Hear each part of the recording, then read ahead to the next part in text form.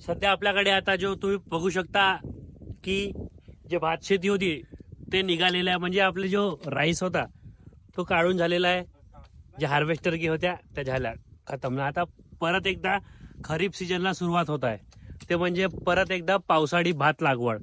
त्यासाठी आपल्याला मशागत करावं लागते, म्हणजे पूर्वतयारी. जे आपल्या शेताच्या बांधावर जे झाडं वगैरे राहते ते व्यवस्थित कट करून, कारण पावसाळ्यामध्ये ते आणखी मोठे होतात, आणखी त्रास वाढते.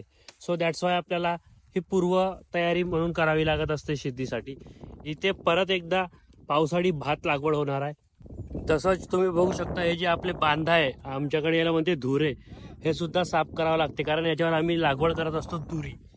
आणि तुम्ही बघू शकता हे एवढा महिला मंडळ आहे, आणि याच्यानंतर आता जेवणाचा प्रोग्राम होणार आहे. हा आनंद तुम्हाला कुठल्याही 5 स्टार 7 स्टार हॉटेलमध्ये मिळणार नाही. जो शेतातील जेवण करण्याचा आनंद आहे तो तुम्हाला शेतातच मिळेल, आणि तो प्रत्येकाच्या नशिबात नसतो. जो आपण लागवड करणार आहोत पावसाळी शेतीसाठी भात, तर तो इथे आपल्याला सीडबेड आहे. ती प्रोसेस कशी राहील ते तुम्हाला दुसऱ्या पार्टमध्ये दाखवण्यात येईल. तर